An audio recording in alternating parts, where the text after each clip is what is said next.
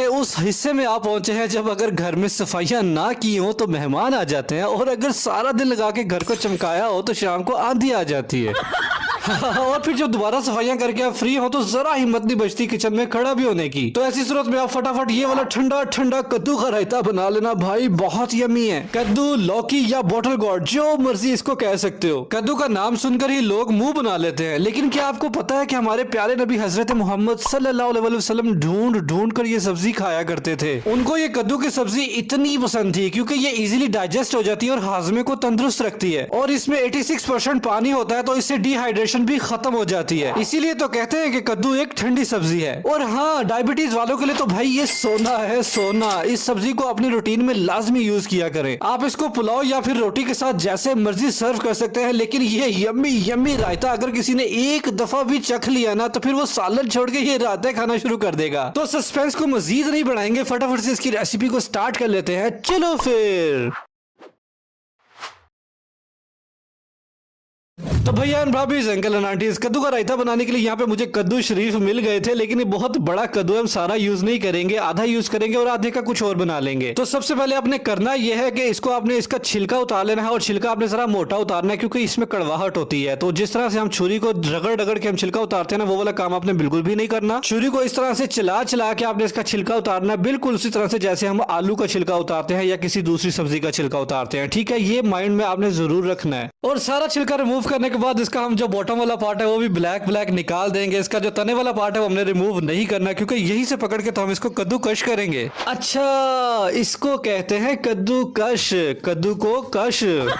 लो दसो, मनु ते आज पता चले। खैर, आपने कद्दू को अच्छी तरह से ग्रेट कर लेना है, उसकी क्वांटिटी आप अपनी मर्जी से कम या ज्यादा भी कर सकते हैं। और हाँ, ग्रेट करते वक्त आपने इस बात का ख्याल रखना है कि इसको डायरेक्ट आप पानी में डालते जाएं, क्योंकि अगर आपने इसको ग्रेट करके रख दिया तो इसने मुंह बना लेना और काला हो जाना, तो वो बिल्कुल भी हमें नहीं चाहिए। हमारे रायते के अंदर ये बिल्कुल अपना परफेक्ट ग्रीन कलर लेके आएगा तो ही हमें अच्छा लगेगा। तो इसके लिए ये इसकी परफेक्ट टिप है कि इसको डायरेक्ट पानी में डालते जाए, फिर ये काला नहीं होगा। अच्छा जी, ये देखिए कद्दू को हमने अच्छी तरह से ग्रेट कर लिया है और इसको अब हम यहाँ से बाउल को उठा लेंगे। अब चलते हैं प्रोग्राम के बाकी हिस्से की जानिब। तो यहाँ पे दूसरी तरफ हमने एक पैन ले लिया है, ये जितना भी कद्दू हमने ग्रेट किया था उसका पानी हमने सारा निकाल दिया है, और ये सारा कद्दू लाके हम पैन के अंदर शामिल कर देंगे। और अब इसमें डालेंगे तकरीबन 1 कप अपने पानी डालना। ठीक है, ज्यादा पानी इसमें शामिल करने की कोई जरूरत नहीं है। तो बस फिर चूल्हे को कर देंगे ऑन, और इसको पानी के साथ हल्का सा मिक्स करने के बाद अब हमने इसके ऊपर लगा देना है ढक्कन, और इसको तकरीबन 7 से 8 मिनट के लिए हमने इसको पकने देना, बॉयल होने देना है। तो जनाब, अगर आप वीडियो को देखते देखते यहाँ तक आ ही गए तो आपको पता है इसका क्या मतलब है? इसका मतलब ये है कि आप वीडियो को अच्छे लग रहे हैं। नहीं, मेरा मतलब है वीडियो आपको अच्छी लग रही है। तो अगर आपको वीडियो अच्छी लग रही है तो भाई एक सब्सक्राइब भी जरूर करते जाना, क्योंकि आपके एक क्लिक से आपका तो कुछ नहीं जाएगा, मेरी बड़ी हौसला अफजाई हो जाएगी।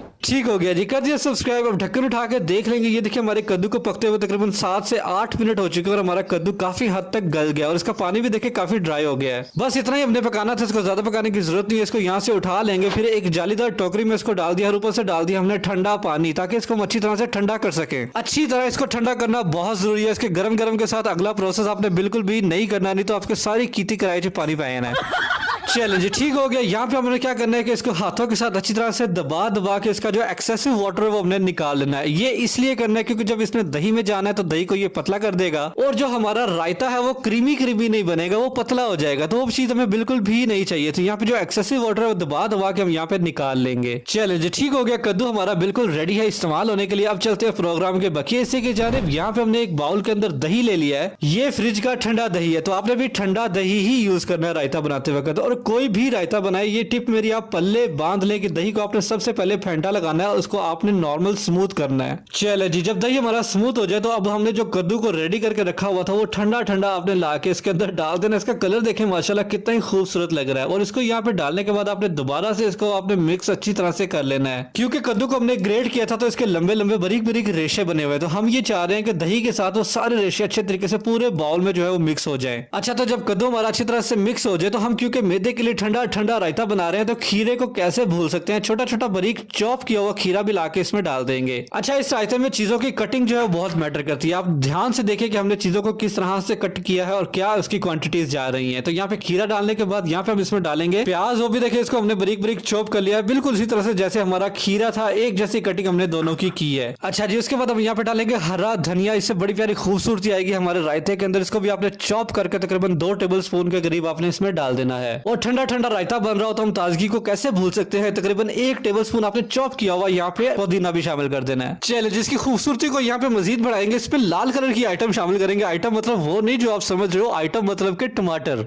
और ये देखें, नोट करें, इसको भी हमने बारीक चॉप कर लिया है, बिल्कुल उसी तरह से जैसे हमने खीरे को और प्याज को चॉप किया था। कटिंग बहुत मैटर करती है, इस चीज का आपने खास ख्याल रखना है। और अब हमने इसको थोड़ा सा तीखा भी तो बनाना है ना, तो उसके लिए हमने हरी मिर्च शामिल की है। तकरीबन 1 ही हरी मिर्च को हमने छोटा छोटा चॉप करके वो भी इसमें डाल दिया है। उसके बाद इसमें डालेंगे तकरीबन ½ टीस्पून काली मिर्च पाउडर, ½ टीस्पून इसमें चाट मसाला डाल देंगे, और उसके बाद इसमें डालेंगे तकरीबन 1 टीस्पून नमक। आप इसको चख लेना, अगर आपको कम लगे तो बेशक ज्यादा डाल लेना, अपनी मर्जी से आप इसको कम या ज्यादा कर लेना। और इसको थोड़ा सा अनोखा टच देने के लिए इसमें हम डालेंगे जीरा, तकरीबन 1 टीस्पून। जब खाते हुए ये मुंह में आएगा तो बड़ा ही जबरदस्त स्वाद लेके आएगा। चलिए जी, फिलहाल तो यही सारी चीजें थी। अभी एक चीज रहती है, वो मैं आपको आगे चल के दिखाता हूँ। अभी हमने इसको अच्छी तरह से यहाँ पे मिक्स कर लेना है। ये रायता आप एक ही दफा बना सकते हैं, बना के बाउल भर के आप इसको फ्रिज में रख ले, रोजाना इस्तेमाल करें, आपको बहुत मजा आएगा और 1 वीक तक तो ये आराम से चलेगा। और जब कुछ ना मिल रहा हो तो फ्रिज में पड़ा हुआ ये ठंडा ठंडा रायता आपको मिलेगा ना, तो भाई आपके चस्के ही अलग होने, आपको ऐसा चस्का लगना है कि आप फिर इसको हर दफा बना के रखा करोगे। चलिए जी, ये देखिए हमने इसको अच्छी तरह से मिक्स कर लिया, और ये देखिए माशाल्लाह, मैं अपने सोने परवरदिगार का लाखों करोड़ों दफा शुक्र अदा करता हूँ कि इतने मजेदार और यमी यमी खाने उसने हमारे नसीब में किए। चलिए जी, ये मिक्स तो हो गया। अब जो एक चीज इसमें रह गई थी, इसके ऊपर स्प्रिंकल करेंगे दरदरा मिर्च, जो इसके खूबसूरती को और इसके फ्लेवर को भी औसम बना देगी। इसको अपने सर्व करते वक्त ऊपर से ही स्प्रिंकल करना है, ताकि इसकी मजेदार सी लुक बने और उसको देखते ही मुंह में पानी आ जाए। इसकी लुक को मजीद बेहतर बनाने के लिए यहाँ पे हम जीरा स्प्रिंकल करेंगे, और उसके साथ हम यहाँ पे स्प्रिंकल कर देंगे चंद पत्ते पुदीने के। और देखें माशाल्लाह कितनी खूबसूरत और यम्मी लुक हमारे रायते की निकल आई है। देखें, चीज जितनी ही खूबसूरत बनी हो, घर वालों के सामने उसको अच्छे से प्रेजेंट किया करे तो ही आपकी बल्ले बल्ले पक्की है। क्यों आ गया ना मुंह में पानी? तो गर्मियों के मौसम में वो जी जलाने वाले और तेज मिर्चों वाले सालन खाने छोड़ दो यार, ये ठंडा ठंडा रायता खाओ, आप दुआएं दोगे मुझे। तो पुलाव, बिरयानी, चावलों की रेसिपीज, चिकन की रेसिपीज, कढ़ाइयों की रेसिपीज, सब्जियों दालों की रेसिपीज, भाई मशरूबात, शरबतों की रेसिपीज के लिए मेरे चैनल को जरूर सब्सक्राइब करें, क्योंकि यहाँ पे मजे मजे की आसान रेसिपीज के साथ साथ आप लोगों को एंटरटेनमेंट भी मिलती है। और हाँ, कैसी लगी आपको मेरी ये वाली कद्दू शरीफ के रायते की रेसिपी, ये भी आपने मुझे कमेंट करके लाजमी बताना है। मैं आप सबके कमेंट्स का बड़ी बेसब्री से इंतजार करूंगा। मैं मिलूंगा आपसे अगली एक और किसी बहुत ही जबरदस्त और ऑसम रेसिपी वीडियो के साथ। तब तक के लिए मुझे दुआ में जरूर याद रखिएगा और मेरा इंतजार कीजिएगा। अल्लाह हाफिज।